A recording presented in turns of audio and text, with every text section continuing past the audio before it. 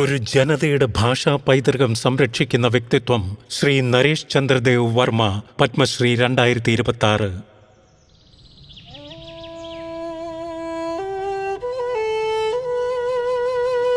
ഓർമ്മകളിൽ മാത്രം കഥ പേറിയിരുന്ന ത്രിപുരയുടെ ശാന്തമായ മലഞ്ചെരിവുകളിൽ എഴുത്തായി പിറവിയെടുക്കാൻ ഒരാൾ കാത്തിരുന്നു.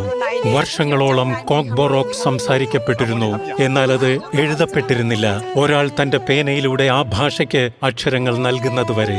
1944 ഒക്ടോബർ 31 ജനിച്ച നരേഷ് ചന്ദ്രദേവ് വർമ്മ ബംഗാളി പഠിച്ചാണ് വളർന്നത്. പക്ഷേ ഒരു ചിന്ത അദ്ദേഹത്തിന്റെ ജീവിതം മാറ്റിമറിച്ചു. നമ്മുടെ സ്വന്തം ഭാഷയായ കോക്ബൊറോക്ക് നമ്മൾ എഴുതിയില്ലെങ്കിൽ പിന്നെ ആരെഴുതാനാണ്? തുടക്കത്തിൽ കോക്ബൊറോക്കിൽ എഴുതപ്പെട്ട ഗ്രന്ഥങ്ങൾ ഉണ്ടായിരുന്നില്ല. 1960 ശേഷം മാത്രമാണ് അതിനെ ആളുകൾ ഗൗരവത്തോടെ ഒരു ഭാഷയായി ചിന്തിക്കാൻ തുടങ്ങിയത്.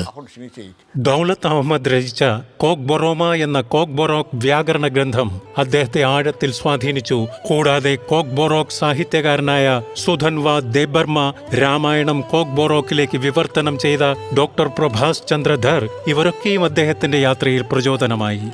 ആകാശവാണിയിലെ കോക്ബൊറോക്ക് പരിപാടികൾ അദ്ദേഹത്തിന് ഒരു എഴുത്തുകാരനാകാനുള്ള പ്രചോദനമായി. 1970 അദ്ദേഹം എഴുത്താരംഭിച്ചത് ബംഗാളിയിലായിരുന്നു. എന്നാൽ 1980 അദ്ദേഹം കോക്ബൊറോക്കിൽ എഴുതാൻ തുടങ്ങി.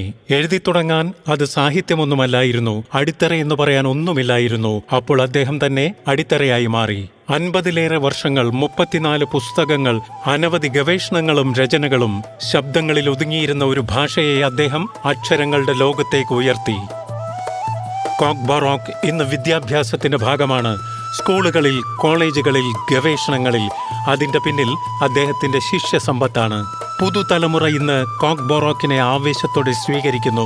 കൂടുതൽ അധ്യാപകരും ഇന്ന് ഈ ഭാഷ പഠിപ്പിക്കാൻ മുന്നോട്ട് വരുന്നു.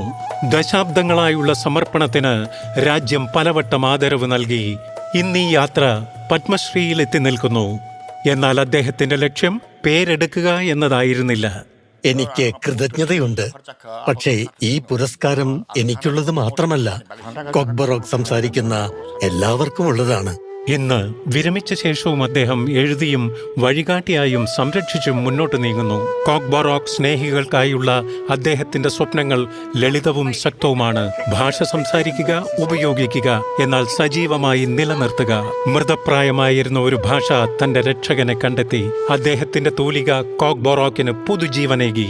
കോക്ബൊറോക്ക് ഗാംഭീര്യത്തോടെ തിരികെ എത്തുകയാണ്. എന്നേക്കുമായി സുന്ദര ലിപികളാൽ അതിൽ ആലേഖനം ചെയ്യപ്പെട്ട ഒരു നാമത്തിനൊപ്പം. ശ്രീ നരേഷ് ചന്ദ്രദേവ് വർമ്മ, പത്മശ്രീ 2026. കോടി കോടി നമസ്കാരം.